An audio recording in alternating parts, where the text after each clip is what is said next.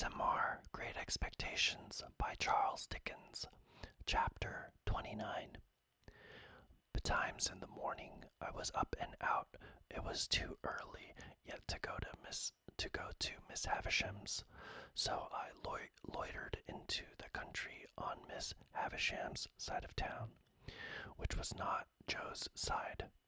I could go there tomorrow thinking about my patroness and painting brilliant pictures of her plans for me.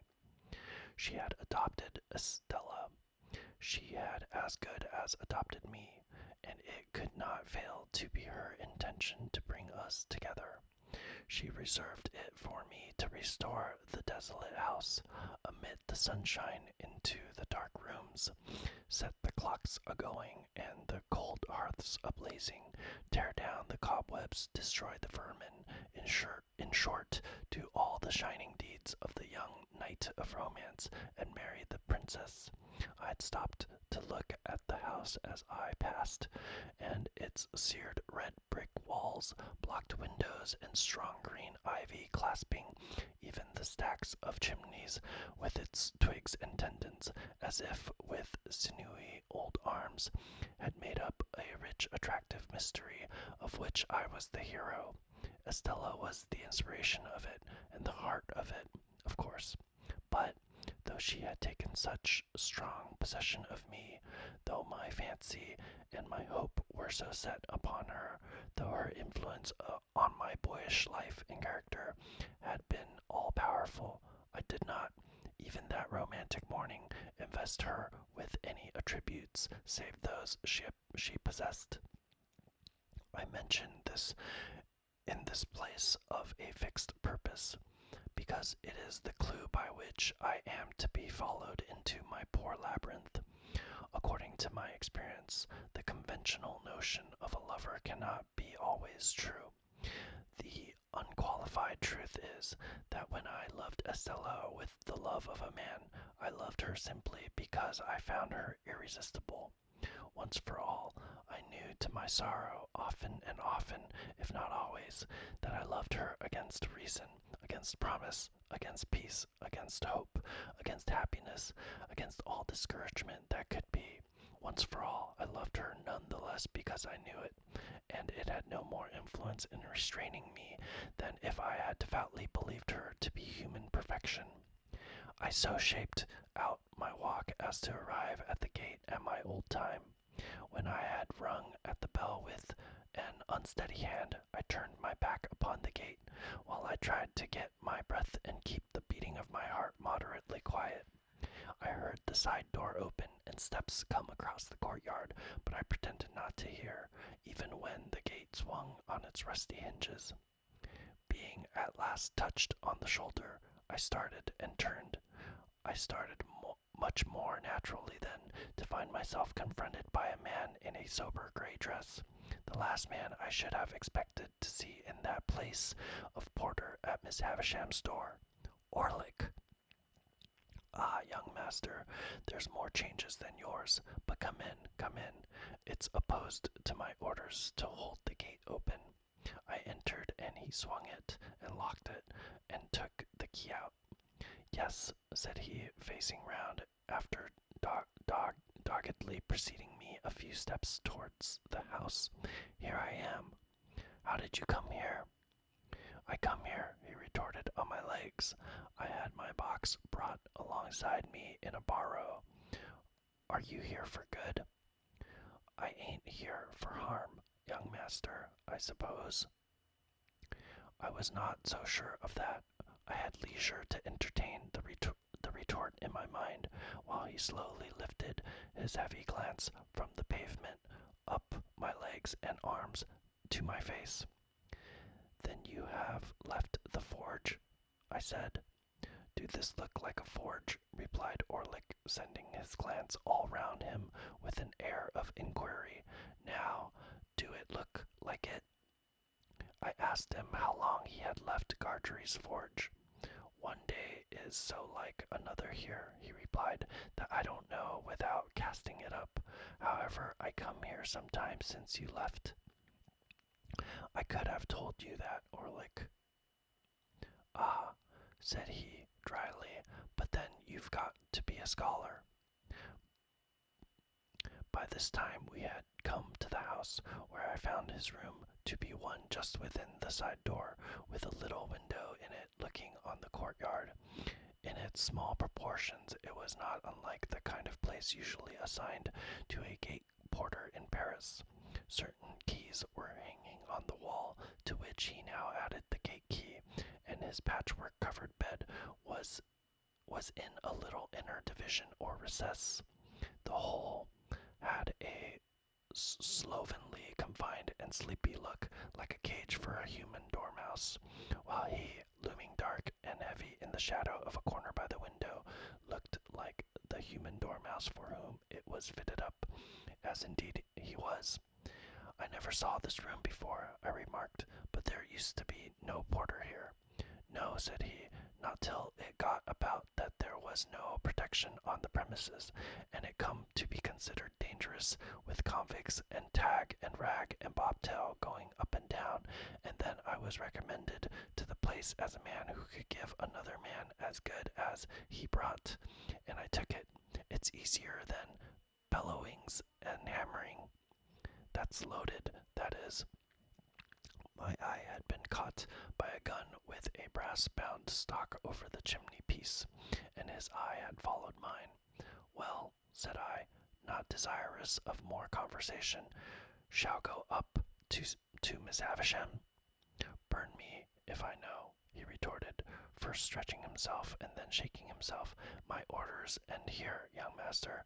I give this here bell a rap with this here hammer, and you go on along the passage till you meet somebody. I am expected, I believe.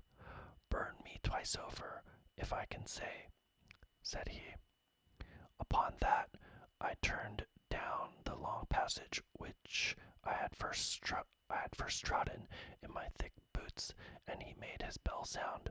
At the end of the passage, while the bell was still reverberating, I found Sarah Pocket, who appeared to have now become constitutionally green and yellow by reason of me. Oh, said she, you, is it, Mr. Pip? It is, Miss Pocket.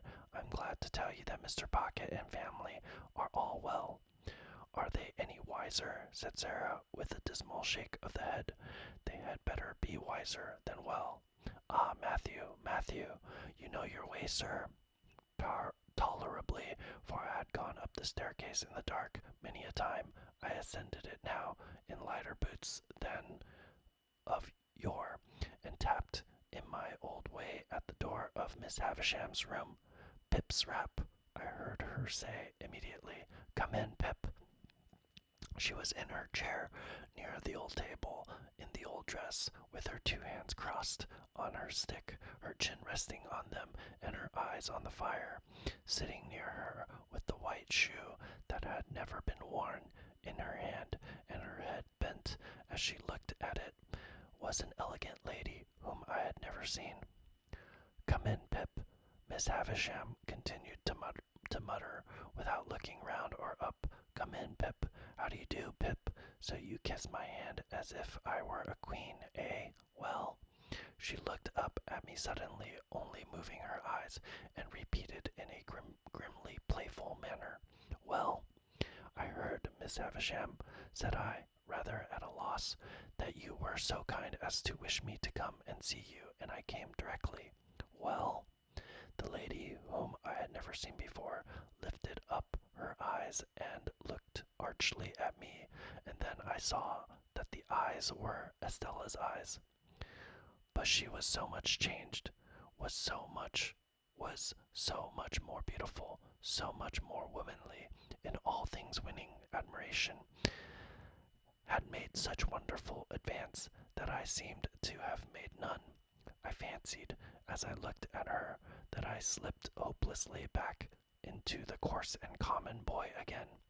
Oh, the sense of distance and disparity that came upon me, and the inaccessibility that came about her. She gave me her hand. I stammered something about the pleasure I felt in seeing her again, and about my having looked forward to it for a long, long time. Do you find her much changed, Pip? Miss Havisham, with her greedy look, and striking her stick upon a chair that stood between them, as a sign to me to sit down there. When I came in, Miss Havisham, I thought there was nothing of Estella in the face or figure, but now it all settles down so curiously into the old. What? You are not going to say into the old Estella? Miss Havisham interrupted. She was proud and insulting, and you wanted to go away from her, don't you remember? I said confusedly that that was long ago, and that I knew no better then, and the like.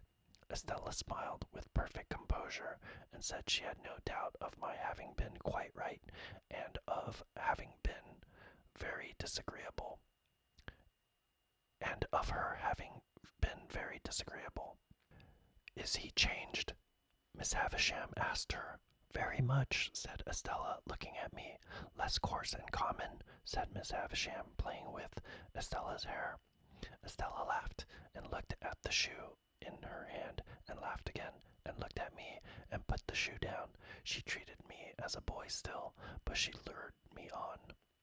We sat in the dreaming room among the old strange influences which had so wrought upon me, and I learnt that she had but just come home from France, and that she was going to London. Proud and wilful as of old, she had brought those qualities into such subjection to her beauty that it was impossible and out of nature, or I thought so, to separate them from her beauty. Truly, it was impossible to dissociate her presence from all those wretched hankerings after money and gentility that had disturbed my boyhood, from all those ill-regulated aspirations that had first made me ashamed of home and Joe, from all those visions that had raised her face in the glowing fire, struck it out of the iron on the anvil, extracted it from the darkness of night to look in at the wooden window of the forge, and flit away. In a word, it was impossible for me to separate her in the past or in the present from the innermost life of my life. It was settled that I should stay there all the rest of the day, and return to the hotel at night, and to London tomorrow. When we had conversed for a while, Miss Havisham sent us two out to walk in the neglected garden. On our coming in by and by, she said I should wheel her about a little, as in times of yore. So Estella and I went out into the garden by the gate through which I had strayed to my encounter with the pale young gentleman, now Herbert. I, trembling in spirit and worshipping the very hem of her dress, she, quite composed and most decidedly not worshipping the hem of mine. As we drew near to the place of encounter, she stopped and said, I must have been a singular little creature to hide and see that fight that day, but I did, and I enjoyed it very much. You rewarded me very much. Did I? She replied, in an incidental and forgetful way. I remember I entertained a great objection to your adversary, because I took it ill that he should be brought here to pester me with his company. He and I are great friends now. Are you? I think I recollect, though, that you read with his father. Yes, I made the omission with reluctance, for it seemed to have a boyish look, and she already treated me more than enough like a boy. Since your change of fortune and prospects, you have changed your companions, said Estella. Naturally, said I, and necessarily, she added, in a haughty tone. What was fit company for you once would be quite unfit company for you now. In my conscience, I doubt very much whether I had any lingering intention left of going to see Joe, but if I had, this observation put it to flight. You had no idea of your impending good fortune in those times, said Estella, with a slight wave of her hand, signifying in the fighting times. Not the least. The air of completeness and superiority with which which she walked at my side, and the air of youthfulness and submission with which I walked at hers made a contrast that I strongly felt. It would have rankled in me more than it did if I had not regarded myself as eliciting it by being so set apart for her and assigned to her. The garden was too overgrown and rank for walking in with ease, and after we had made the round of it twice or thrice, we came out again into the brewery yard. I showed her to a nicety where I had seen her walking on the casks, that first old lady, and she said with a cold and careless look in that direction, "Did I?" I reminded her where she had come out of the house and given me my meat and drink, and she said, "I don't remember." "Not remember that you made me cry?" said I. "No," said she, and shook her head and looked about her. I verily believe that her not remembering and not minding in the least made me cry again, inwardly, and that is the sharpest crying of all. "You must know," said Estella, condescending to me as a brilliant and beautiful woman might, "that I have no heart, if that has anything to do with my memory." I got through some jargon to the effect that I took the liberty of doubting that I knew better, that there could be no such beauty without it. "Oh, I have a heart to be stabbed in or shot in, I have no doubt," said Estella, "and of course if it ceased to beat I should cease to be. But you know what I mean. I have no softness there, no sympathy, sentiment, nonsense." What was it that was borne in upon my mind when she stood still and looked attentively at me? Anything that I had seen in Miss Havisham? No. In some of her looks and gestures there was that tinge of resemblance to Miss Havisham which may often be noticed to have been acquired by children from grown persons with whom they have been much associated and secluded, and which, when childhood is past, will produce a remarkable occasion likeness of expression between faces that are otherwise quite different. And yet I could not trace this to Miss Havisham. I looked again, and though she was still looking at me, the suggestion was gone. What was it? "I am serious," said Estella, not so much with a frown, for her brow was smooth, as with a darkening of her face. "If we are to be thrown much together, you had better believe it at once. No," imperiously stopping me as I opened my lips, "I have not bestowed my tenderness anywhere. I have never had any such thing." In another moment we were in the brewery, so long disused, and she pointed to the high gallery where I had seen her going out on that same first day, and told me she remembered to have been up there, and to have seen me standing scared below. As my eyes followed her white hand, again the same dim suggestion that I could not possibly grasp crossed me. My involuntary start occasioned her to lay her hand upon my arm. Instantly the ghost passed once more, and was gone. What was it? "What is the matter?" asked Estella. "Are you scared again?" "I should be if I believed what you said just now," I replied to turn it off. "Then you don't? Very well. It is said, at any rate, Miss Havisham will soon be expecting you at your old post, though I think that might be laid aside now, with other old belongings. Let us make one more round of the garden, and then go in. Come, you shall not shed tears for my cruelty today. You shall be my page, and give me your shoulder." Her handsome dress had trailed upon the ground. She held it in one hand now, and with the other lightly touched my shoulder as we walked. We walked around the ruined garden twice or thrice more, and it was all in bloom for me. If the green and yellow growth of weed in the chinks of the old wall had been the most precious flowers that ever blew, it could not have been more cherished in my remembrance. There was no discrepancy of years between us to remove her far from me, and far from me. We were of nearly the same age, though of course the age told for more in her case than in mine, but the air of inaccessibility which her beauty and her manner gave her tormented me in the midst of my delight, and at the height of the assurance I felt that our patroness had chosen us for one another. Wretched boy! At last we went into the house, and there I heard with surprise that my guardian had come down to see Miss Havisham on business, and would come back to dinner. The old wintry branches of the chandeliers in the room where the mouldering table was spread had been lighted while we were out, and Miss Havisham was in her chair and waiting for me. It was like pushing the chair itself back into the past when we began the old slow circuit round about the ashes of the bridal feast, but in the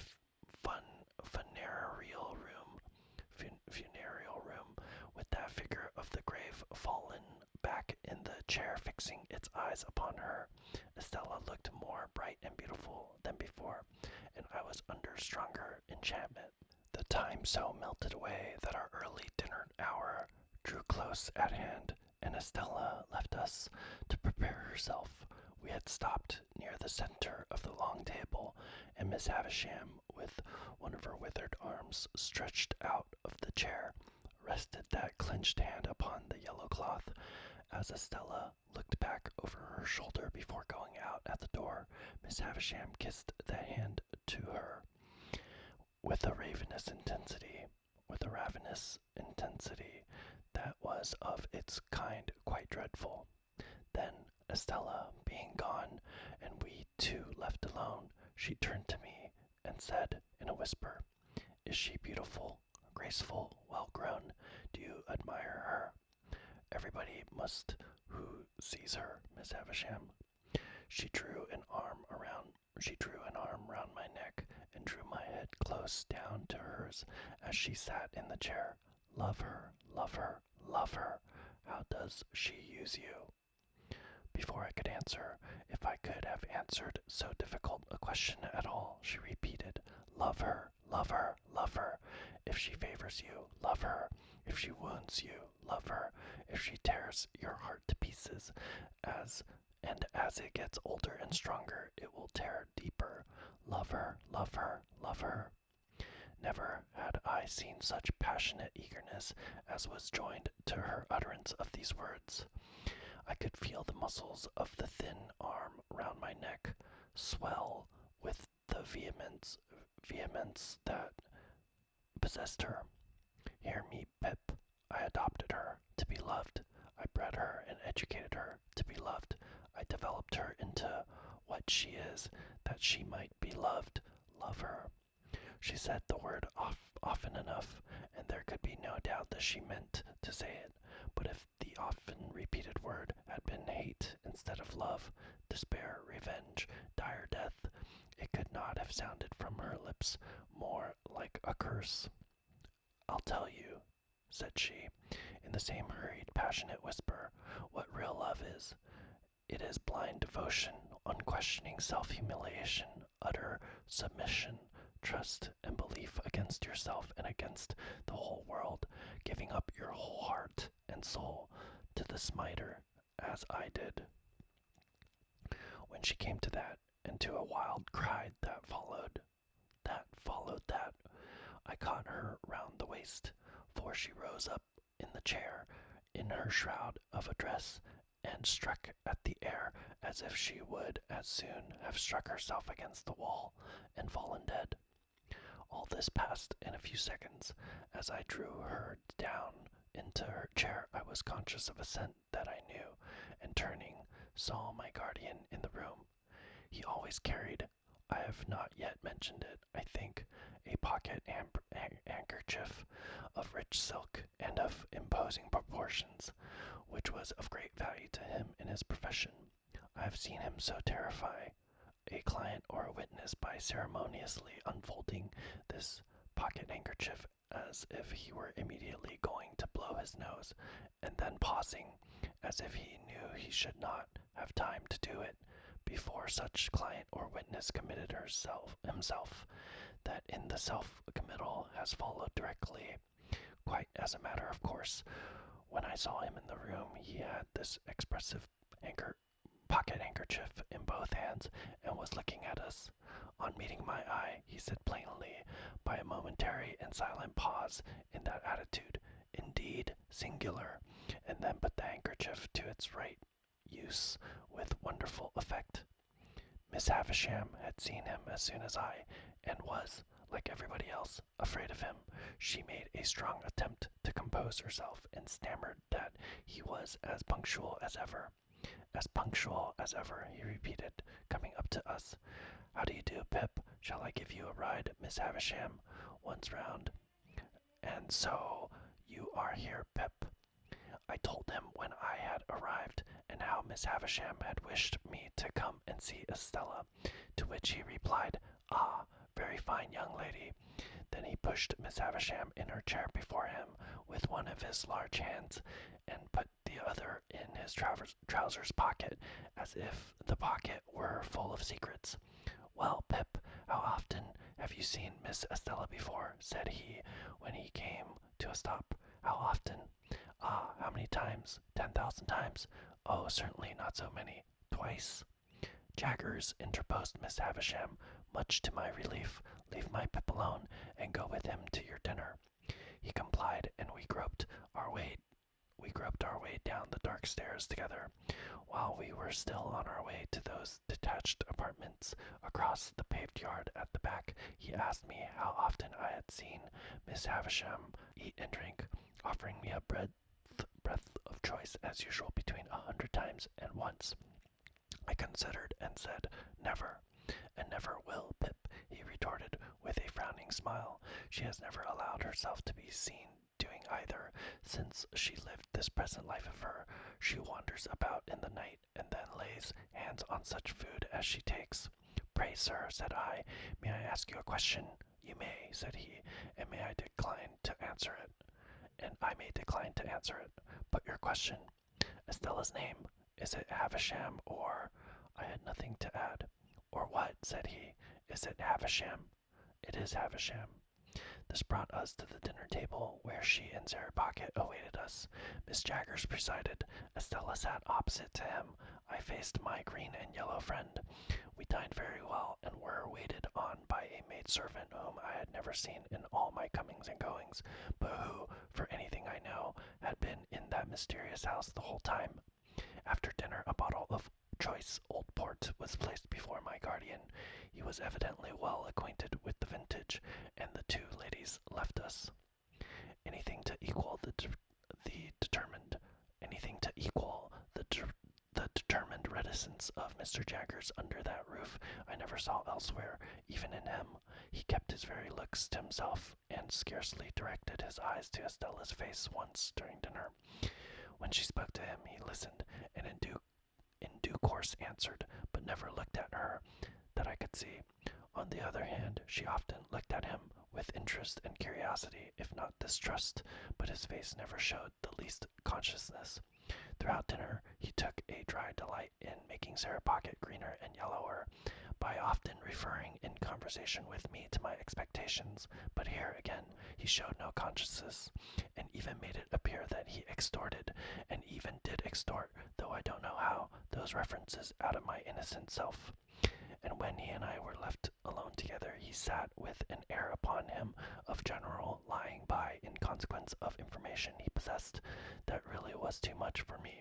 He cross-examined his very wine when he had nothing else in hand. He held it between himself and the candle, tasted the port, rolled it in his mouth, swallowed it, looked at his glass again, smelt the port, tried it, drank it, filled again, and cross-examined the glass again, until I was as nervous as if I had known the wine to be telling him something to my disadvantage. 3 or 4 times I feebly thought I would start conversation, but whenever he saw me going to ask him anything, he looked at me with his glass in his hand and rolling his wine about in his mouth, as if requesting me to take notice that it was of no use, for he couldn't answer. I think Miss Pocket was conscious that the sight of me involved her in the danger of being goaded to madness, and perhaps tearing off her cap, which was a very hideous one, in the nature of a muslin mop, and strewing the ground with her hair, which assuredly had never grown on her head. She did not appear when we afterwards went up to Miss Havisham's room, and we four played at whist. In the interval, Miss Havisham, in a fantastic way, had put some of the most beautiful jewels from her dressing table into Estella's hair, and about her bosom and arms, and I saw even my guardian look at her from under his thick eyebrows, and raise them a little, when her loveliness was before him, with those rich flushes of glitter and color in it. Of the manner and extent to which he took our trumps into custody, and came out with mean little cards at the ends of hands, before which the glory of our kings and queens was utterly abased, I say nothing, nor of the feeling that I had respecting his looking upon us personally in the light of three very obvious and poor riddles that he had found out long ago. What I suffered from was the incompatibility between his cold presence and my feelings toward Estella. It was not that I knew I could never bear to speak to him about her, that I knew I could never that I knew I could never bear to hear him creak his boots at her, that I knew I could never bear to see him wash his hands of her. It was that my admiration should be within a foot or two of him. It was that my feelings should be in the same place with him. That was the agonizing circumstance. We played until 9 o'clock, and then it was arranged that when Estella came to London I should be forewarned of her coming, and should meet her at the coach, and then I took leave of her, and touched her, and left her. My guardian lay at the boar in the next room to mine. Far into the night Miss Havisham's words, "Love her, love her, love her," sounded in my ears. I adapted them for my own repetition, and said to my pillow, "I love her, I love her, I love her," hundreds of times. Then a burst of gratitude came upon me that she should be destined for me, for once the blacksmith's boy. Then I thought if she were, as I feared, by no means rapturously grateful for that destiny, yet when would she begin to be interested in me? When should I awaken the heart within her that was mute and sleeping now? Ah me! I thought those were high and great emotions, but I never thought there was anything low and small in my keeping away from Joe, because I knew she would be contemptuous of him. It was but a day gone, and Joe had brought the tears into my eyes. They had soon dried, God forgive me, soon dried.